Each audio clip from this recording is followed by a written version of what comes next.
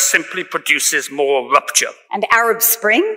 Well, this is a Western-invented catchphrase that does not reflect the region's histories and realities.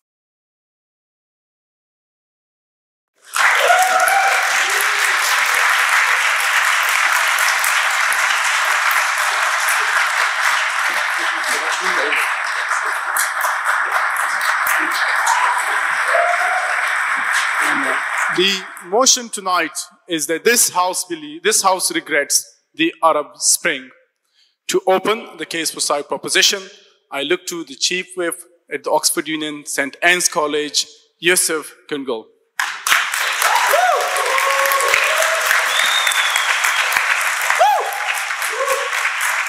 Thank you, Mr. President, for the warm introduction. 61,000 deaths, 2.9 million displaced, and yet democracy remains a distant dream for those across the Middle East. It would be easy to argue that this alone is reason enough to regret the Arab Spring. But the reality is far worse. Not only was the Arab Spring unsuccessful in its aims, life has in fact only gotten worse for the majority of those across the Arab world. An era of uprisings, civil war, and political disobedience has not managed to yield the desired outcomes.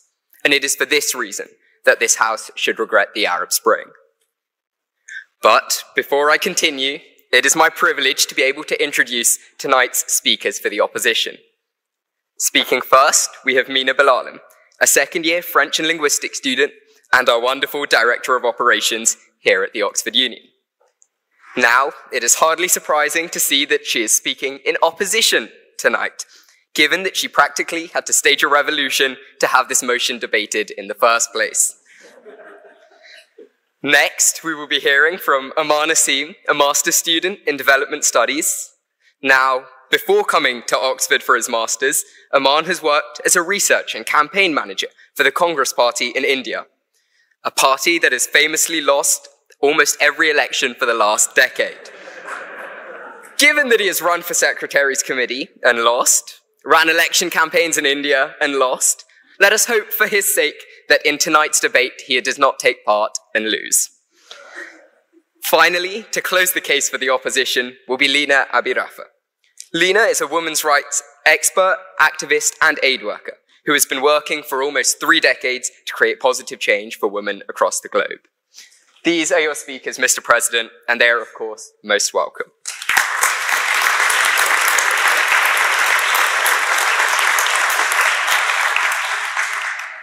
So let us return to the 17th of December, 2010. Mohammed Bouazizi, as he did every day, opened his fruit and vegetable stall in the small town of Sidi Bouzid, Tunisia. Having lost his father at the age of 3, and with 6 siblings and his mother to take care of, he would take his cart to the wholesale market at midnight so that he could prepare for the next day's work. After work, he would go home, sleep for only a few hours, and repeat. Like so many, he was trapped in this routine of long hours and hard work to pay off his and his family's debts. If he was lucky, the day might pass by uneventfully. However, all too often, he would be approached by corrupt police forces seeking bribes. Some days they would ask only for his fruit and vegetable as payments. On other days, he would not be so lucky. They might demand his entire day's earnings. On the 17th of December, 2010, after being apprehended, stopped, and threatened by state forces again, he decided enough was enough, lighting himself on fire in protest. His act of self-immolation sparked region-wide uproar that would eventually evolve into what is now known as the Arab Spring.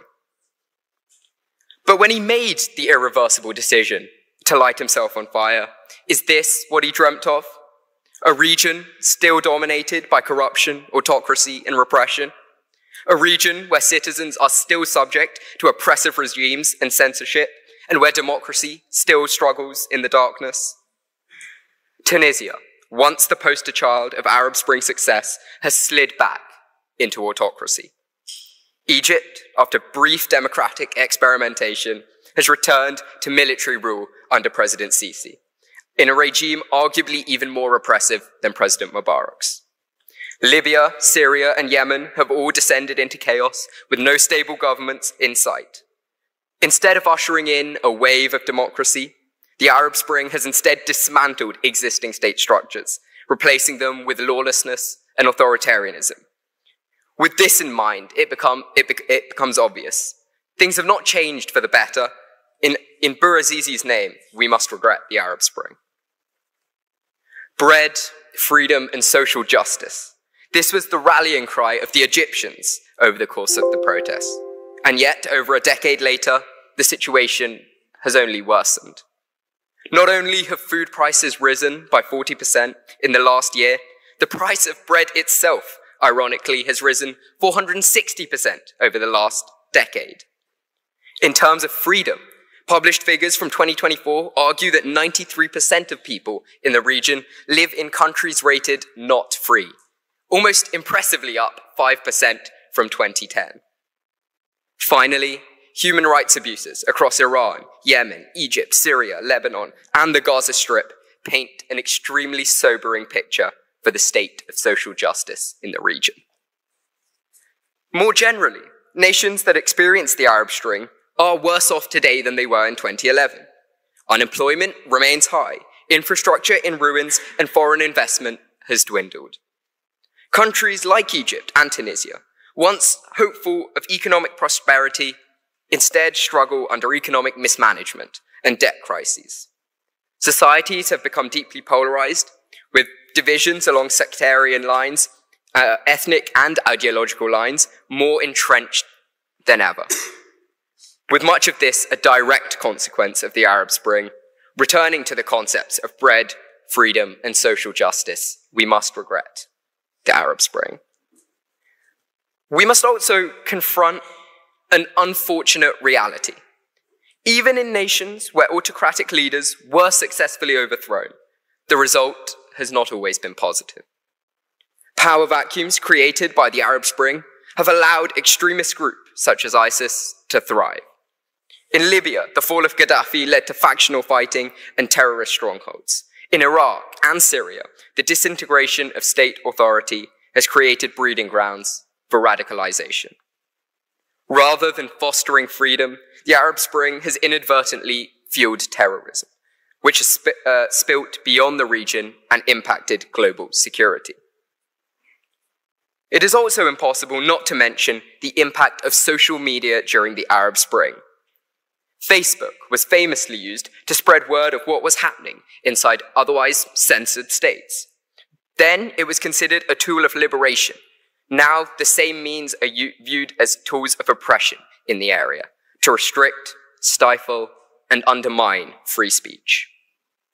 We Are All Khalid Saeed was set up as an anonymous Facebook page in response to the savage murder of the young Egyptian man at the hands of the police.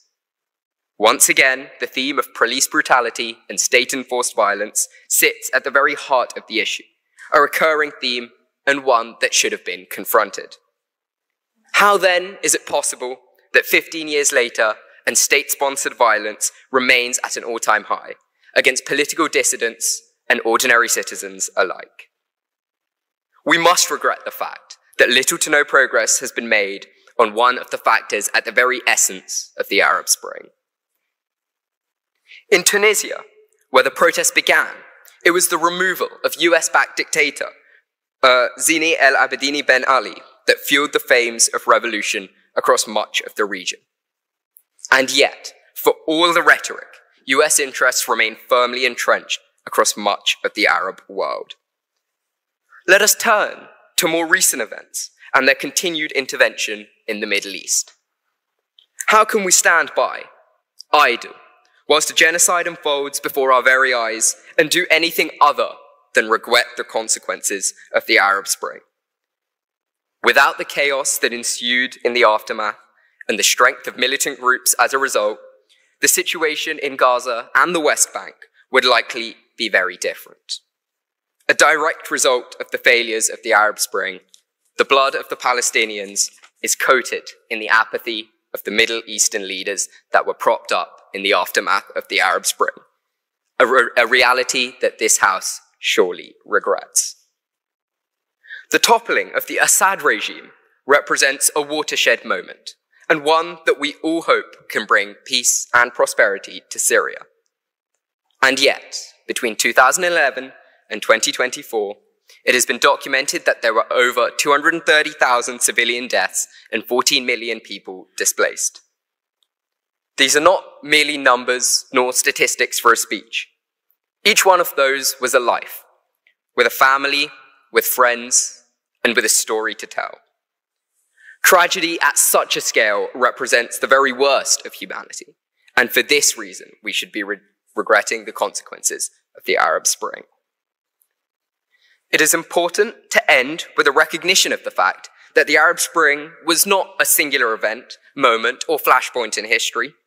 It signifies an ever-evolving and continued struggle that will not dissipate until its aims are achieved. The opposition will try to convince you that a vote in favor is to regret the fight for freedom, for democracy, and for liberation, but this is not the case.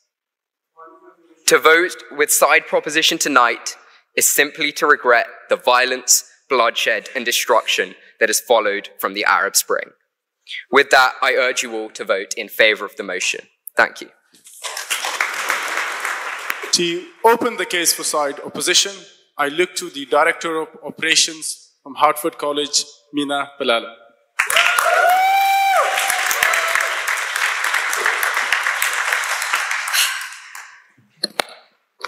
Thank you, Mr. President, for the honor and privilege of speaking in this debate.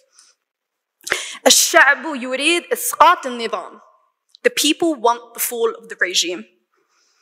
This is the emblematic slogan of the Arab Spring, chanted in the streets of Tunis and spray-painted on walls in Syria. The people want the fall of the regime. The Arab Spring was not something that had just happened to the people of the Middle East and North Africa. It was a seizing of autonomy, a desire for self-determination, the courage of millions of people living under despotic regimes to make their voices heard is not regrettable. It should be lauded. My generation grew up in the shadow of the Arab Spring, in the midst of this revolutionary movement.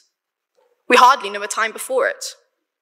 We see our parents as malaise, their ardent desire to see their homelands restored to that hazy memory, full bellies and the sound of Feiruz, economic prosperity and leafy groves. But it was exactly this love for their homelands that pushed them towards revolt in 2010, towards protest and chanting in the streets. The yearning for improvement is omnipresent. Tonight, the proposition will try to convince you that we must regret the choice of people across the Middle East and North Africa to resist the deprivation of their liberties, that it would have been better had they not spoken up at all. They will unsuccessfully ask you to join them in regretting an attempt to better what was a deeply oppressive state of affairs for millions of people. This should not be the case at all. We must not regret the Arab Spring. But before we really sink our teeth into this argument, it falls upon me to introduce the speakers for side proposition. You have already heard from Yusuf Kungo, a second-year PPEist at St. Anne's College. Yusuf's career within the union has been tumultuous. Having run for election last Hillary and lost, and then again in Trinity and lost, you'd think that he'd take a step back and focus on his degree. But unlike Aman over here, Yusuf had nepotism and two fair and meritocratic presidents on his side. It's no wonder he regrets the Arab Spring. Democracy was certainly tanked his career prospects. Speaking second for the opposition, speaking second for the side proposition, you'll hear from Nasser Judah, Jordan's longest-serving Minister of Foreign Affairs. A decorated politician, His Excellency will not be roasted by me tonight, because I need a job. And speaking last for case proposition, you'll hear from Sir John Jenkins, a British former diplomat who served as an ambassador to Saudi Arabia and Iraq and Syria, as well as having lived and worked in Kuwait and the UAE. Having spent so much time with loud Arabs in his career, it's no wonder why Sir John Jenkins regrets hearing them speak up. Mr. President, these are your speakers, and they are most welcome.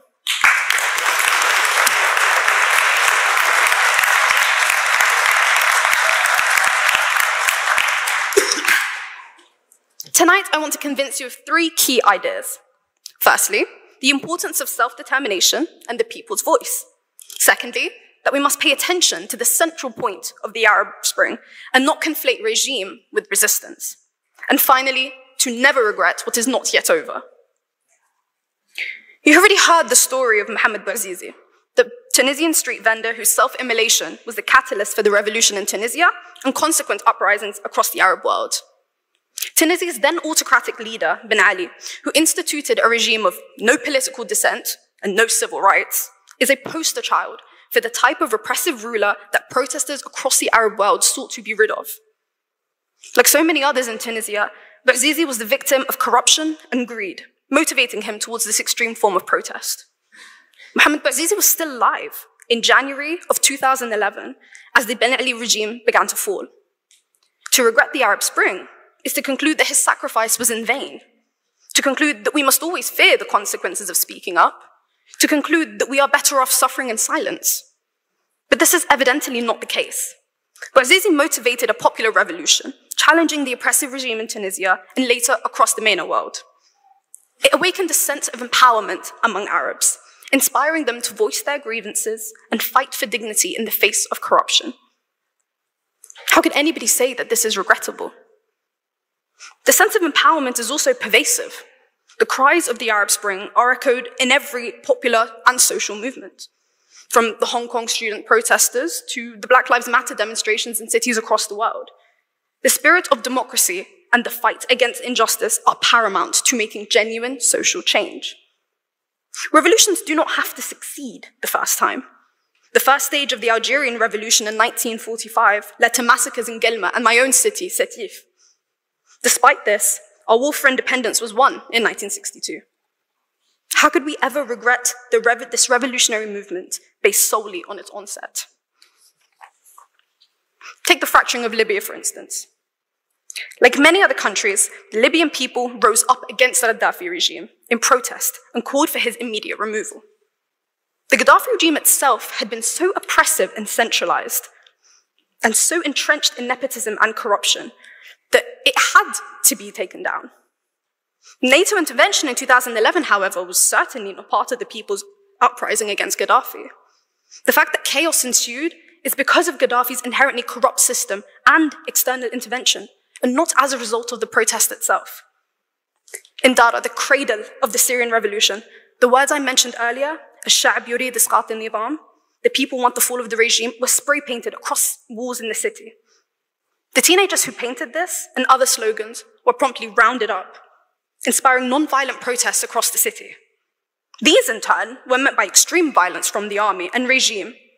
The subsequent plunge into civil war was disastrous, with the Syrian Observatory for Human Rights documenting the death of over 500,000 people by March 2023. But to conflate the Assad regime's actions with people's choice to protest is a dangerous precedent to set.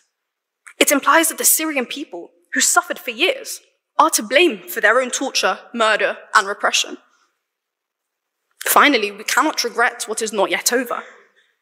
The Arab Spring lives on, this much is evident. From the fall of the Assad regime in Syria in late 2024 to Palestinian resistance against occupation and genocide, we see how the spirit of revolution sparked almost 15 years ago still remains true now, and we have not seen the end of it. The proposition regrets a potential conclusion, a book with an unwritten ending. We do not have the perspective to regret the Arab Spring as a whole. Doing so would be callous and premature. The proposition regrets the loss of life and poor living conditions. Fine, this is indeed something to mourn, not the attempt for democracy. I was 4 years old the last time I saw my own motherland, Yemen. After calling for the ousting of its autocratic leader and staging protests, instability within the region 3 years later led to civil war. Even now, 17 million people in Yemen are food insecure, with almost 5 million of them being at crisis levels. The situation is dire, but the spirit of the Yemeni people has not faded. We are yet to see the conclusion of this conflict. How can we make assumptions without knowing anything at all? In Egypt, the deposition of Hosni Mubarak was a clear success for the Arab Spring. Egypt saw its first democratically elected president, Mohamed Morsi. While the list of his critics is long, none can deny the fact that this democratic success marked a turning point in Egyptian history, an example of what the future could look like, with free and fair elections and dignity for the population. While the social and political gains were modest, The fast-paced nature of the spring clearly shows the enthusiasm thrown behind it. Tunisia's dictator was toppled in a month. Yemen, Syria, Egypt, and Libya all saw similar protests within a year. How can we regret a revolution that, if allowed to flourish, would galvanize lasting change? The presumption that we should regret the Arab Spring suggests that the people of the MENA region should accept brutality, a deprivation of their liberties, and live in subservience to a group of regimes. Even if it did not manifest as desired, why should we assume that Arabs, or the people of the MENA region, are undeserving of liberty? Why should we regret any attempt for the masses to assert authority? So I leave you with this. Do not let the sacrifices of braver women, men, and children go to waste. Do not regret revolution, revolt, or protest. To do so is to undermine every legitimate grievance they had. To do so is to diminish the horrors of the regimes they risked their lives to stand against. So vote on the opposition tonight. Do not regret the Arab Spring. Thank you. To continue the case for side proposition, I look to His Excellency Nasir Jodar.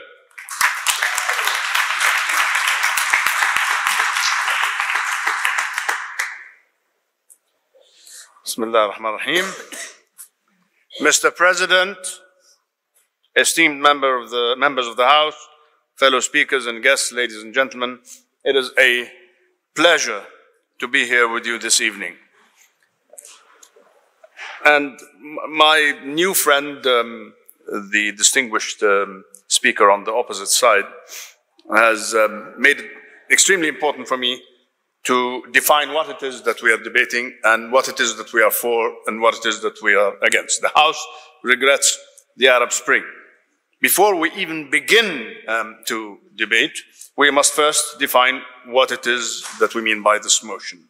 If we are addressing the fundamental right and desire of people to seek justice, peace, freedom, political reform, and to achieve better economic and living conditions and more participation in the shaping of their lives and future, then you will most certainly find me on the opposite side of the House with three wonderful people who have already begun to say wonderful things about us, and hopefully will continue. These are universal aspirations and inalienable rights that no one can or should regret or deny others. So let me be unequivocally clear. What I'm speaking for today is regret over the consequences of what has unfolded in terms of instability, volatility, death and destruction, and in most cases in individual countries, but perhaps with widespread effects on the whole region. 14 years on, we still ask ourselves the big question.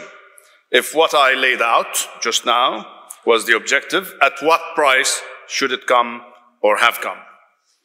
The Arab Spring began as a popular response to harsh economic hardship, as has just been very eloquently presented, and to challenge authoritarian, dictatorial rule, to bring about dignity and the application of and respect for human rights.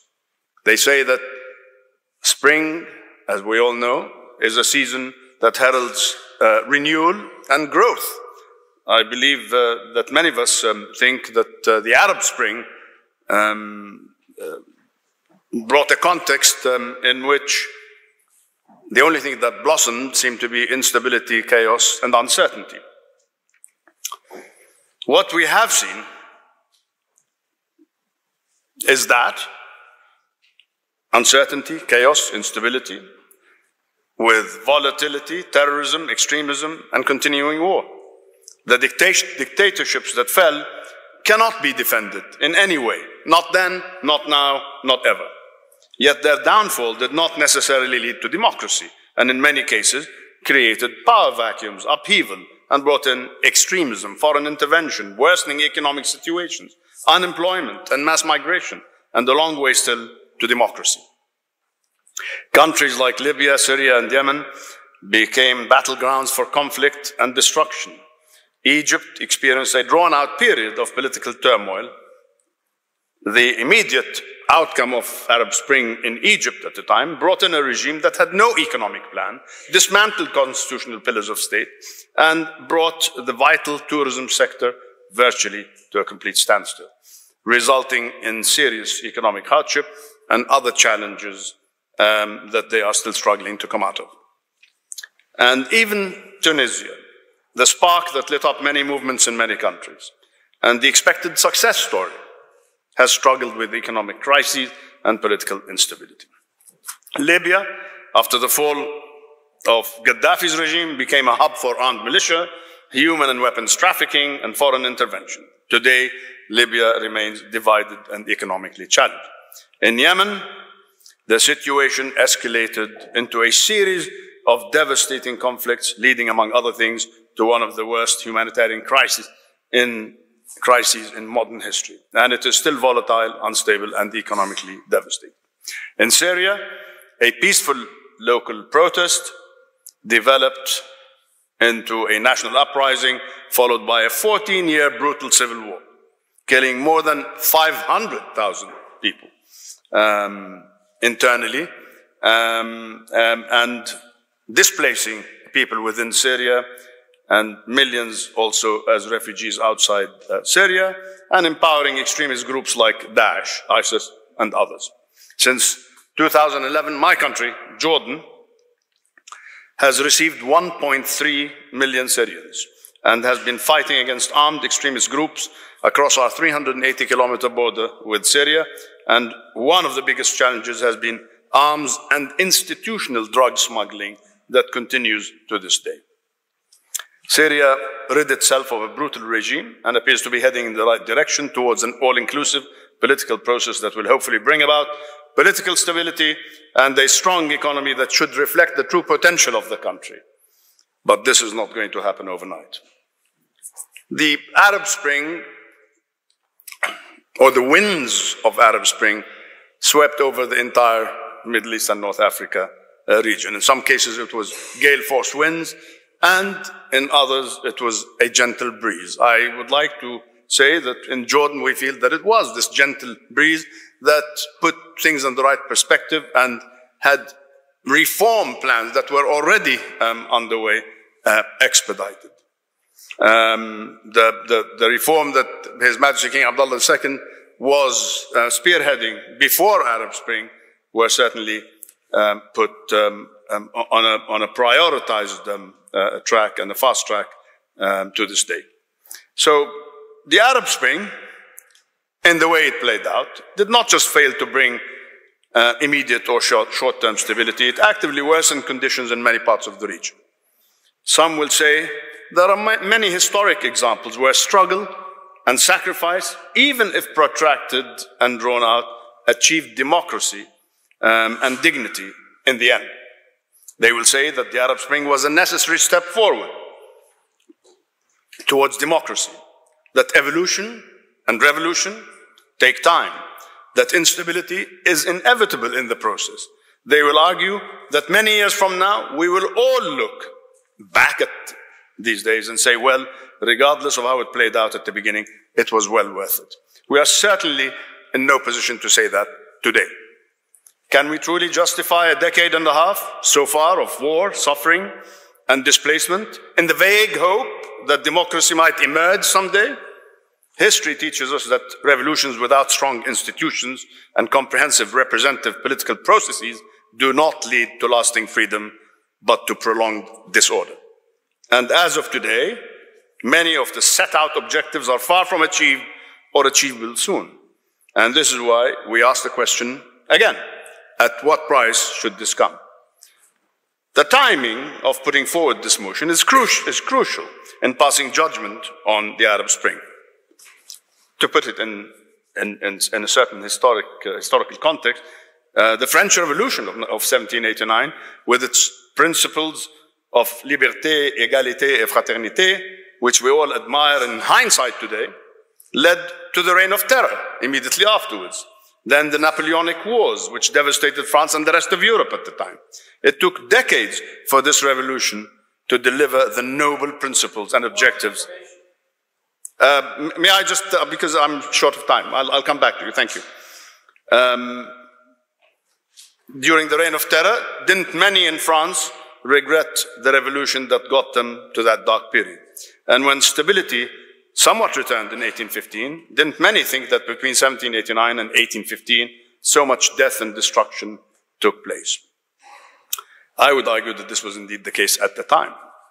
We are asking if we regret the Arab Spring or not at a time when its only result and outcome has been death and destruction.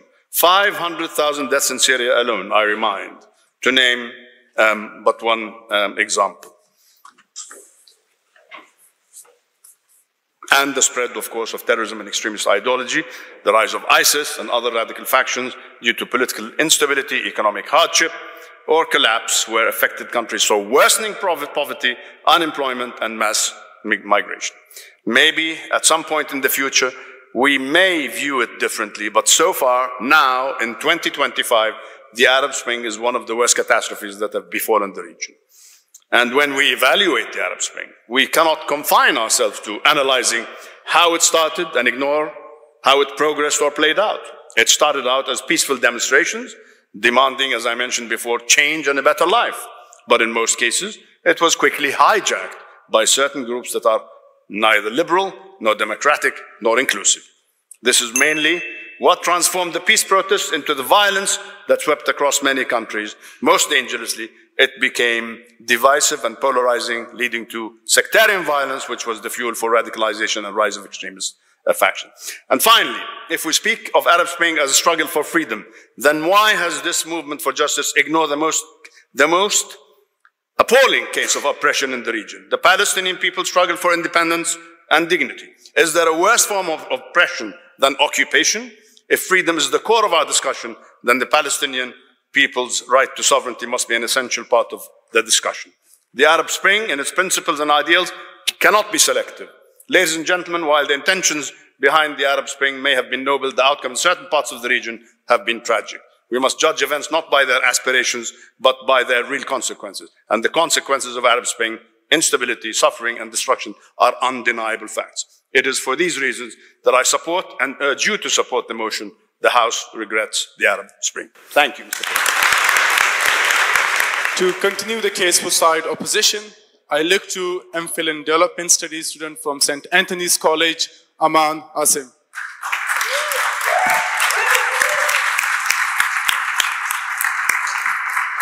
Thank you, Mr. President.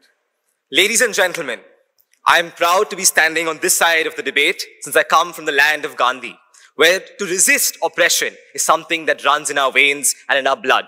And that is for that I stand here to defend the ideals of the Arab Spring. It is not something that we should be looking at the outcomes and looking at the dead people who we regret 101%.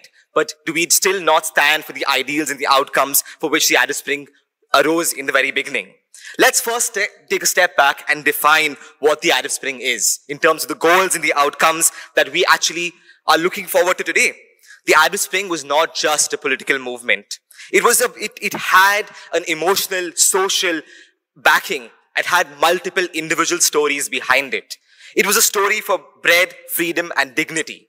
It was a story for recalling self-determination. Are we over here going to deny the people of the Arab Spring the right to self-determination, the right to a dignified life, or the right to even try to have a moment at getting that? Let's not look at the simple political outcomes that we have reached today, but think of it as a longer process. As side proposition has already conceded, this is a long-term process that takes time, and that it will have to be judged in the future.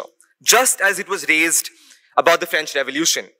Zhao Enlai, very famously, when asked by Henry Kissinger what he thought of the French Revolution, when he was actually asked another question, said it's too early to say.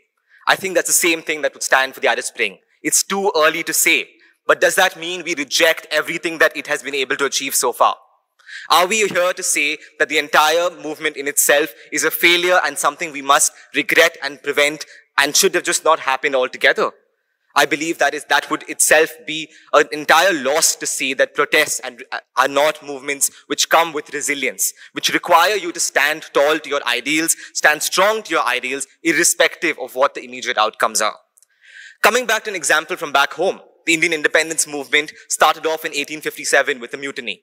It didn't end in 1857. It took 100 long years, or close to 100 long years in 1947 for us to get that independence.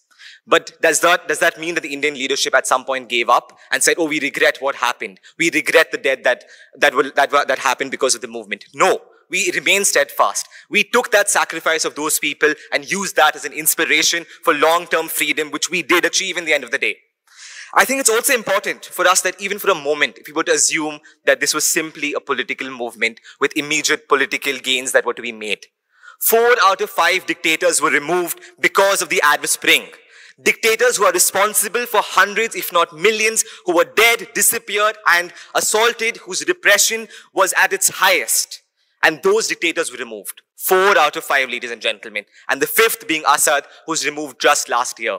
That tells you the Arab Spring is not dead, the Arab Spring is alive, and it has had serious benefits that we cannot simply avoid and say that we regret. Let's also come to the concept and the topic of simply what benefit has it had. The Arab lands were places that did not have a chance for letting their national consciousness arise, for their political consciousness to arise. And that is what the Arab Spring gave them. Look at a simple survey 10 years post the Arab Spring. The Arab Barometer survey, which surveyed more than 25,000 Arabs post the Arab Spring, shows there is overwhelming support for democracy. Over 70% in most countries say we still support democracy irrespective of the gains or losses that it has given us so far. They acknowledge after 10 years that even if the Arab Spring has led to a worsening economic situation for them, they still stand by some democratic ideals. That is what the Arab Spring has given us. It regained that dignity, that belief that there is a system that will not oppress them. The belief that there is an alternative from the oppression of those who do continue to oppress them. There's been some conversation on what the international community did and hasn't done. And let me tell you, if there's anything we must be regretting at this point, it is that we must regret that the international community failed to stand with the Arab people during the Arab Spring. Today, the Arab Spring, in the eyes of the side proposition, has failed because the international community failed to give it a guiding hand and support it rather than thwart it.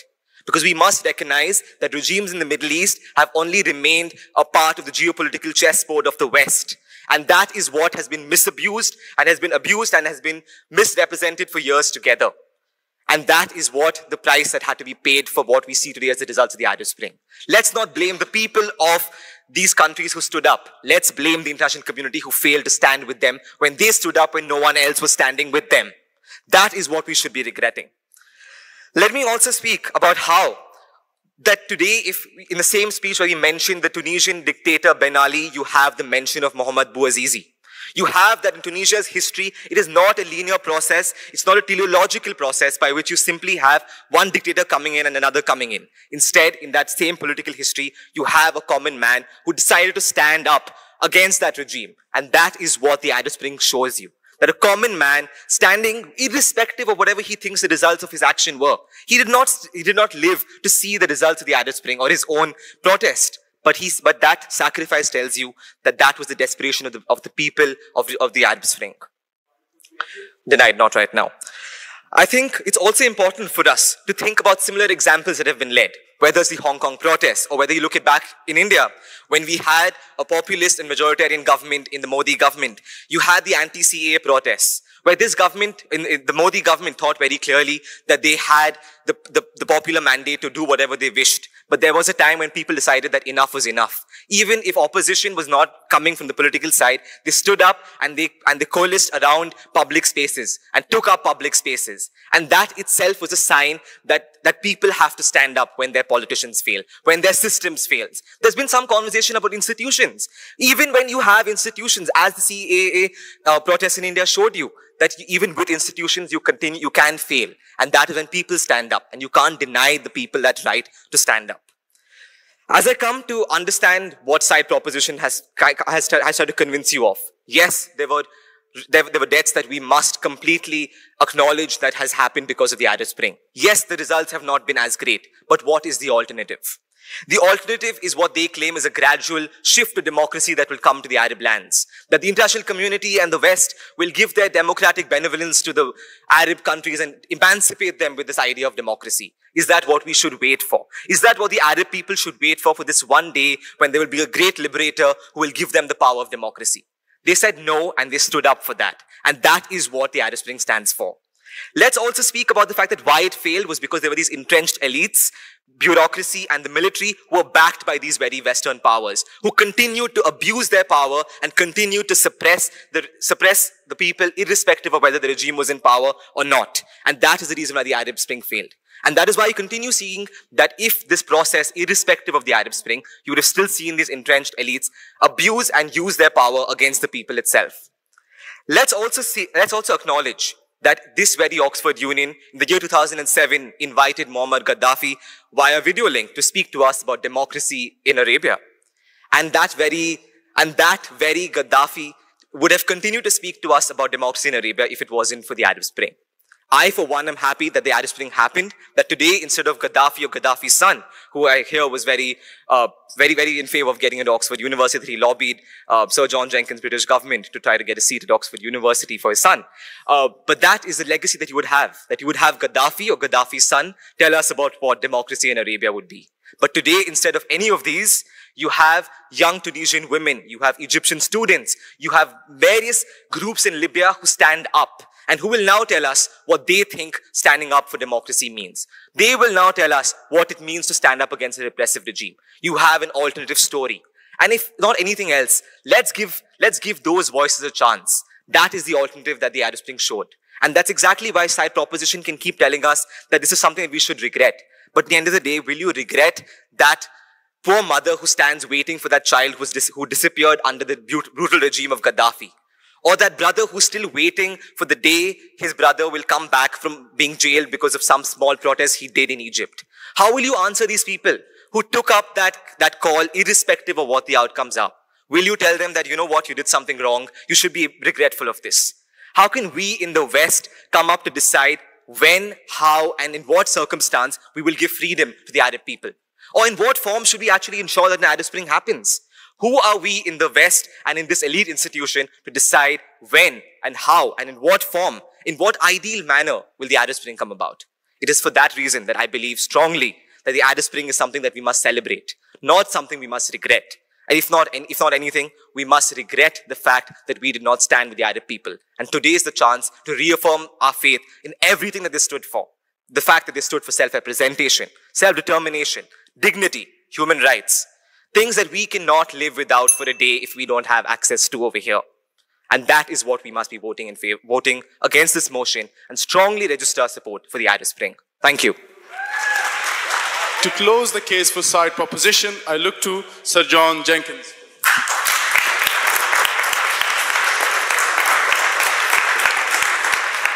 Thank you very much, Mr. President. I just need to get my iPad open. So we've heard a lot of ways of framing what the Arab Spring was. Some of them more plausible than others. Some of them, in my view, pure casuistry. And Nasser said, for me, the important thing, that it really is a question of interpretation.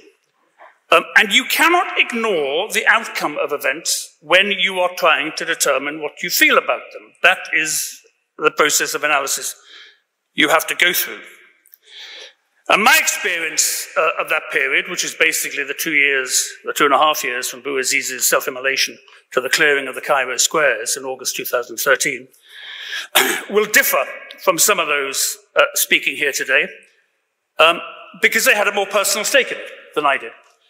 I was, however, an eyewitness to everything that happened. So allow me to start with some personal reflections, as I hope a dispassionate eyewitness. In mid-April 2011, I took a telephone call in Baghdad from the Foreign Office. Could I transfer at short notice from Iraq, where I was serving as ambassador to Libya? Iraq was clearly heading for a renewed sectarian conflict, driven by the actions of the then Prime Minister, Nouri al-Maliki, a Shia Islamist. Maliki had hijacked the 2010 elections. His rival, Ayad Alawi, was also Shia, but secular and nationalist, with wide support across religious and ethnic divides. He'd won more seats across the country, 91 to 89. But Maliki was supported both by Iran and, bizarrely, by the US. He had corrupted the judicial system, intimidated much of the Iraqi political class, and cracked down on demonstrators, arresting critics or chasing them out of town. Now, the overthrow of the Saddamist state in 2003, fueled by the misguided belief that democracy could be parachuted into the region by diktat from outside, had failed. There were demonstrators in Tahrir Square in Baghdad as there were in Cairo, but Iran had got its hooks into Iraq and wouldn't let go. Neither we, the US, nor any of Iraq's Arab neighbours were willing to do much about it, so I went to Libya. 3 weeks later, I flew into Benghazi. Libya was energy and asset rich, with a small population of around 6 million, great economic potential, a relatively benign climate, an impressive Mediterranean coastline, and some of the best ancient sites in the world. The rebels fighting Gaddafi had formed small local militias. It was not the sectarian morass of Iraq. I thought the uprising in Libya, which had started 2 months earlier in February, might just succeed in building a durable political order that matched the popular aspirations evident across the region for dignity, good government to share in prosperity, a political voice. I was wrong about that, but I was right about the causes. The question of governance, about which we have heard quite a lot, has been a major cause of unrest in much of the Middle East and North Africa for at least a century. If we examine the evidence of elections, social media, social surveys, and other opinion polling, including that done over the last 20 years by the Arab Barometer, since 2011, it's clear that many, if not most of those who rose up then and since, wanted and want a better life, a more modern and responsive state and a fairer system. So what went wrong? Karl Marx wrestled with the problem of political change after the failure of the 1848 European revolutions, dismayed that the French bourgeoisie had acquiesced in Louis Napoleon's destruction of the Second Republic. 100 years later, in the mid-1960s, another great German thinker, Hannah Arendt, remarked, "No revolution, no matter how wide it opened its gates to the masses and the downtrodden, was started by them." And this points to another truth that Arendt also expressed. Liberties, in the sense of civil rights, are the results of liberation, but they are by no means the actual content of freedom, whose essence is admission to the public realm and participation in public affairs. Can I have some water? Thanks. In Egypt in 2011, the initial protest movement may have been led by ordinary Egyptians who'd been told that economic growth would trickle down but didn't really feel the benefit. But it wasn't finished by them any more than the Iranian Revolution was finished by the coalition of students, workers, bazaris, leftists, liberals and clergy that drove its initial stages in late 1978 through to 1979. And since 2011, in neither Egypt, nor Iran, nor Libya, Sudan, Algeria, Syria, Lebanon or Iraq have the masses been admitted to the public realm. And we shouldn't need Marx or Arendt to explain this. After all, the English Revolution of the 1640s produced military tyranny in the monarchist counter-revolution of 1660. The French Revolution, as Nasser explained, spawned civil war, the terror, Napoleon, and a trail of blood across Europe, and was followed by counter-revolution and nearly a century of domestic political instability and conflict. No. The Russian Revolution of 1917 produced Stalin and the Gulag. The long Chinese Revolution, which began in 1911, produced Mao, the Great Leap Forward, and the Cultural Revolution. In the modern Middle East, the wave of coups that started with General Bakr Siddiqui in Iraq in 1936 and ended perhaps with Sudan in the 1990s simply produced military tyranny. The Algerian War of Independence, which begins in Sétif and is punctuated by massacres, including Philippeville in 1955, produced a self-enriching junta. The Iranian Revolution of 1979 produced the Ayatollah Khomeini and a murderous theocracy that has sponsored militia-backed subversion across the region for 45 years. And you can search for the cause of these events in the way the modern Middle East state system was constructed from the wreckage of empire after 1919, with a complex legacy shaped by colonial and regional powers together. The emergence of Republican Turkey and Pahlavi Iran, the rise of the Third Saudi State, and the impact of the mandate system on Palestine, Transjordan, Iraq, and Syria, Lebanon, laid the foundation for contemporary state boundaries, often negotiated bilaterally, but with little regard for ethnic and sectarian identities. And this system has faced persistent challenges from sub-state actors whose origins are linked to these imposed divisions, historic or constructed identity markers, and long-standing grievances. We see this still clearly in Iraq and Lebanon, and may yet see it again in Syria. But none of these events widened public participation or advanced civic rights. So why should the uprisings of 2011 have ended differently? Many rulers in the region warned Obama, Cameron, Sarkozy and others that they wouldn't. And some people dismiss them as self-interested autocrats, and perhaps there's some truth in that. But the Greek historian Thucydides, the 17th century English political philosopher Thomas Hobbes, and the great German sociologist Max Weber, all of whom lived through the convulsive overthrow of old orders, knew how bad revolutions could get. And why had we forgotten? A sense of exceptionalism and sheer ignorance is one answer. The same fever dream that led the West into Iraq in 2003, the mirage of a new inclusive politics and a phoenix-like democracy arising from the ashes of tyranny. But in the Middle East and North Africa, as the great Arab historian Ibn Khaldun reported nearly 700 years ago, to govern is to exclude. Elections are generally not meant to reflect the will of the people, and when you have a revolution, the only thing that really changes is the identity of the elite. If you look at elections in Iraq since 2003, or in Egypt, Tunisia, Libya, or Lebanon since 2011, but perhaps not the most recent elections in Jordan, interestingly enough, you see a graphic illustration of Antonio Gramsci's well-worn observation that the new cannot be born, the old cannot fully die, and the result is political morbidity. You also see the continued grip that taxonomies of tribe, clan, ethnicity, religious, sectarian, and other group affiliations have on the region, what Ibn Khaldun called Asabiyya. Elections in these countries since 2011 simply confirm in office a set of elites whose power derives not from the ballot box, but from the accumulation of social capital, patronage, and the purposeful construction of ethnic, communal, or sectarian boundaries. We've seen this most clearly in Lebanon, which since 1943 has had the longest experience of consociationalism, muhassasa, a system that seeks to promote the representation or well-being not of individuals, but of self-identifying groups and their self-ascribed leaders in the entire Arab world. And this is sadly not unique to Lebanon. It was also disastrously imported in 2003 into Iraq, and it's now being debated in the context of post-Assad Syria. In Libya, election results after 2012 showed that most people wanted security, stability, economic growth, education, and a re-engagement with the world. They didn't want rule by militias, but that's what they got. In Egypt in 2011, in Tahrir Square, it was liberals, ordinary working people, students, and football supporters who thought they were delivering Egypt from authoritarianism. The Muslim Brotherhood, allowed by successive governments to recruit and organize in return for keeping liberals, secularists, and leftists down and not threatening the core interests of the deep state, had been largely absent from the original protests. By the time pre-elections were held at the end of 2011, the beginning of 2012, it had entered into a tacit alliance with the army designed to squeeze non-Islamists out of whatever middle ground existed. Brotherhood-affiliated Freedom and Justice Party candidates won only about 20% of the total available vote in the parliamentary elections. But the movement understood this, and Morsi's subsequent narrow victory in the presidential elections as a mandate to amend the constitution and shape the state in its own image. And when opinion polls, and there are lots of them in the spirit in Egypt, showed that ordinary Egyptians had turned against the group, and with the army clearly restive, it remained convinced that divine providence would rescue it. It didn't. And as a result, across the region, we've seen the ebbing of popular confidence in the ballot box. In Lebanon, now under new management, the banks still have no money, and most of West Beirut is still shattered by a failure 5 years ago to manage 2,750 tons of ammonium nitrate. In Iraq, calm has returned, but that's because the groups who caused most of the violence in the first place are now in charge. And corruption, which damages the lives of ordinary people almost as much as bullets, remains ubiquitous. And no wonder people are disenchanted. They thought the Arab Spring would produce freedom.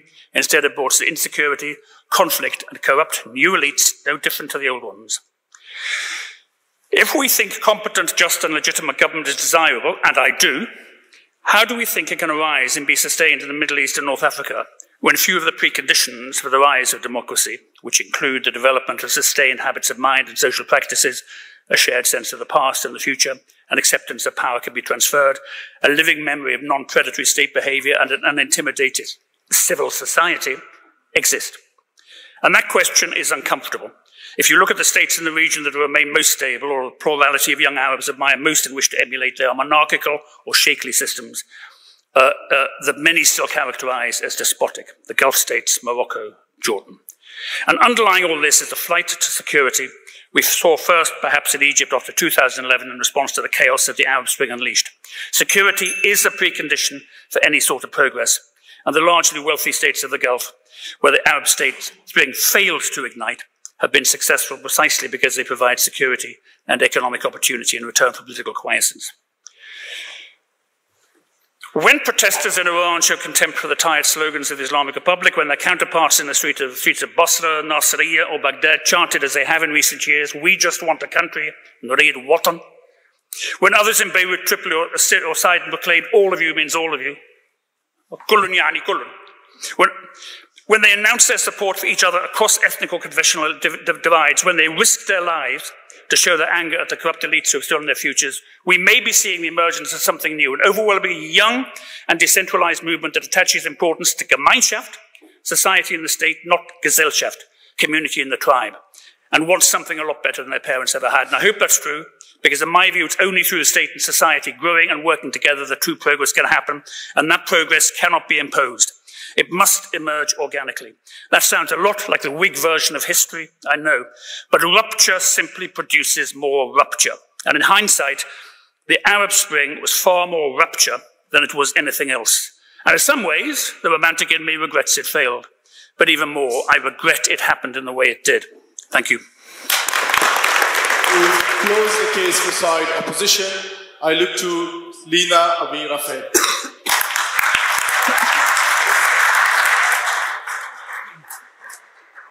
Mr. President, esteemed speakers, distinguished guests, I'm honored to be here with you tonight to debate if the Arab Spring is something to regret. I want to convince you to oppose this motion for 3 reasons. First, the so-called Arab Spring, or any revolution, is not a singular event. Rather, it is built from many cumulative acts of resistance. It is not seasonal, it is systemic. Second, processes of social change are not linear. They advance, they retreat, they regress. Backsliding, backlashes, unfortunately, all of this is normal. They are reactions to pushes for progress. But people push on with the belief that long-term gains will outweigh short-term turmoil. And third, human rights are for everyone. It is natural to fight for them. Real people rise up because they know they deserve better lives and they should have them. As a feminist, an activist, an aid worker, an academic, an author, it is my firm belief, backed by ample research, that women are the barometer of social change. Peace is incomplete without their freedom. And this is the lens through which I see the world and this debate. But first, let's unpack this motion, because language does matter. And we speak of regret. Regret is not something for us to decide in the halls of Oxford. Those on the ground whose realities led to the uprisings, whose lives were impacted by the uprisings, they are the ones to decide if there is anything to regret. And Arab Spring? Well, this is a Western-invented catchphrase that does not reflect the region's histories and realities. It is as if we were in hibernation, in winter, in darkness, and we would suddenly wake up and rise up and spring forth. It is reductive, it is simplistic. Actually, Tunisia coined the term revolution of dignity to reflect the core motivation behind the uprisings, beyond what is purely economic and political, because it highlights the human dimension and our deep-rooted and shared desire for rights, freedoms, and for dignity.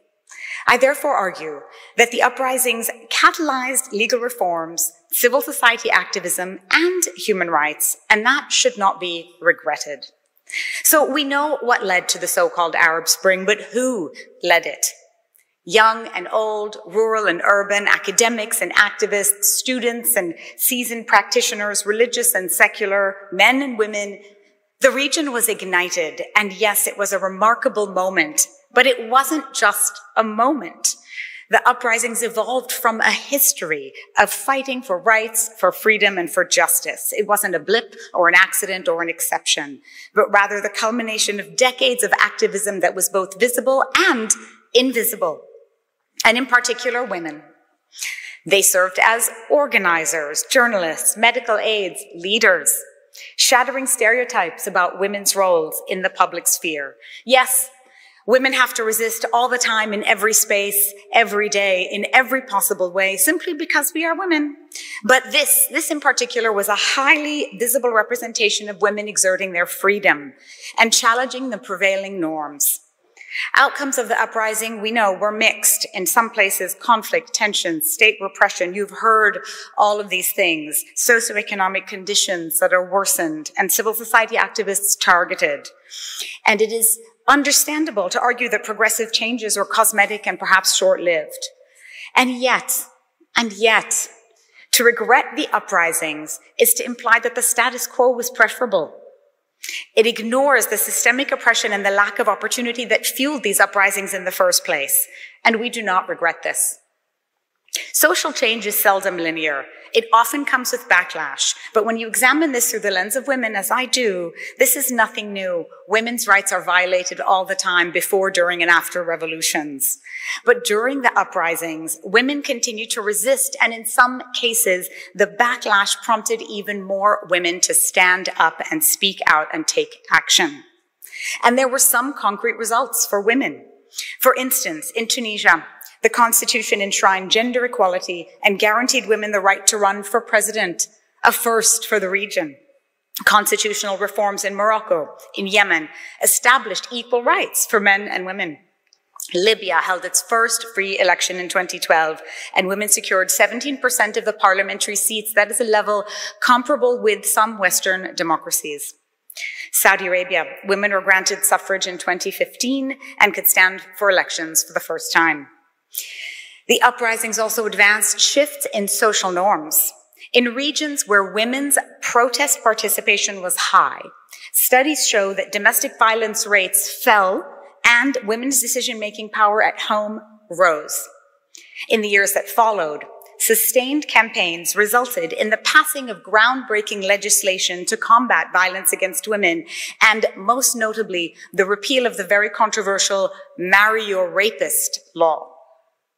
Inspired by the uprisings as well, the long-standing campaign for women to drive in Saudi Arabia was reignited, and the ban was lifted in 2017. The revolutions also expanded our ways of organizing. Cyber activism allows for transnational solidarity, safe spaces for expression in less open societies, awareness raising, rapid mobilization, and we see evidence of this in the mobilization for Palestine. So what does all this tell us? The uprisings resulted in an unprecedented surge in civil society engagement that fostered a culture of activism and civic participation that continues to influence the region. And the uprisings made women's rights part of mainstream discourse. To judge the uprisings based on the immediate aftermath is to ignore the long arc of history, where changes often come through struggle and setbacks. And despite the setbacks, there are many who still desire change. And to say that the uprisings were regrettable is to disregard their voices. We do not regret this.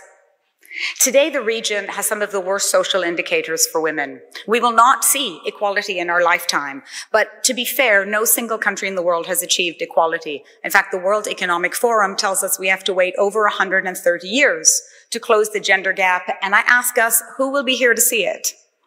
Well, perhaps not me.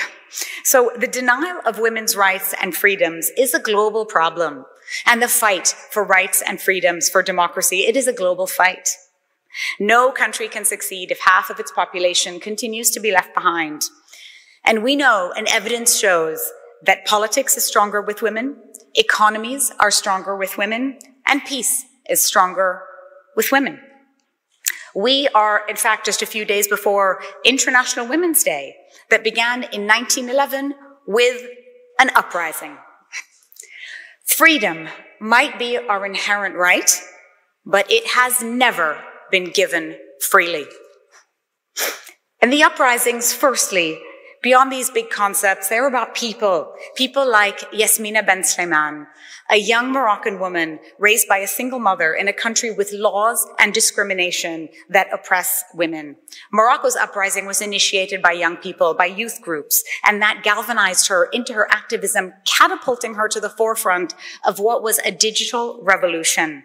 And this led to the birth of her organization, Politics for Her, a movement by young women for young women to ensure that they have space in and political power that has too often been denied to them. Yasmina said the uprisings are a reminder that young people in the region are hungry for rights, for justice, for dignity, for equality, and they will not stop fighting until those gains are won. Amal Washou, another woman from Morocco, told me this. In our feminist activism, we often refer back to the uprisings, proud moments where we became more aware of our rights and recognized the need for meaningful, youth-led change. It fueled our hope. Yasmina, Amal, and others were ignited as a result of the uprisings. This is the legacy. But women's activism in the region isn't new. It isn't exceptional. Even if we don't know their names or know their stories, trust me, I wrote a book about this. We are not romanticizing revolution or being naive about its outcomes, but to say regret or not, are the answers so simple? And anyway, by whose metrics are we judging? Who is measuring this? The uprisings, we know, were a demand for rights and freedoms for young women like Yasmina, for Amal, for everyone. And to regret that is to regret the universal desire for these fundamental values. We do not regret this. So what is the Arab Spring today? It is both a lesson and a legacy. It is a lesson in that freedom is not a tick box, it is an evolving goal. It is a legacy in that people will rise up as often as it takes for as long as it takes. And it's also a global learning. It's reminded the world that the region is not passive. We have agency and we can act on our own behalf. And it finally debunked the stale colonial stereotype that Arabs are not fit for democracy. Evidence now clearly shows that the West does not actually have the gold standard in democracy, considering the descent of many countries into authoritarianism. Anyway, all democracies were birthed without women, and women have always had to fight to be included and are still fighting for that inclusion. Yesterday, an article appeared in The Guardian written by Somali feminist Hibak Osman. It was a call to revolution for women in the US, whose rights and bodies and lives are under attack. She wrote, "The new administration threatens to undo decades of progress in America. But as North Africa and the Middle East have shown, there is power in female solidarity. The message from your sisters in the Arab world, don't give up. Resistance works." Yes, resistance works. No, we do not regret the resistance that led to the revolution of dignity and whatever resistance may follow. We urge you to oppose this motion. Opposing this motion means that you recognize that resistance is not seasonal or singular, it is systemic, it is cumulative, it is not regrettable. Opposing this motion means that you understand the non-linear processes of social change the world over. It's a reality. It is not regrettable. And finally, opposing this motion ensures that the sacrifices of all of those who fought for freedom, especially the women who dared to dream of a more equal world, did not do so in vain. And this too is not regrettable. Fires may smolder at times, but this one will not go out. It is bound to rise again and again and again until the cause is won. Thank you. Thank you.